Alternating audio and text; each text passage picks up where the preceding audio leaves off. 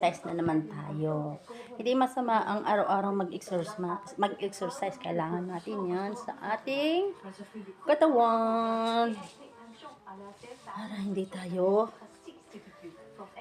madaling tumanda. Charot. Tanda talaga. 30 minutes lang. Isang oras ako nag-exercise. Yung nagbuhat ako.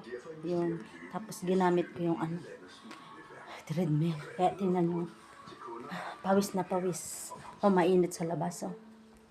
Mainit sa labas. Ang init talaga sa labas. Mainit sa labas. Kaya, gusto ko sanang, tumakbo sa labas. Kaso lang, naulan, nainit. Kaya mahirap magkasakit. Wala pa naman tayong bioflow dito. Okay, mamaya uli, mga dabarkads. Magbihis muna tayo. Kasi ang aking pawis, tingnan nyo, kahit nakapagpunas na, mapawis pa rin.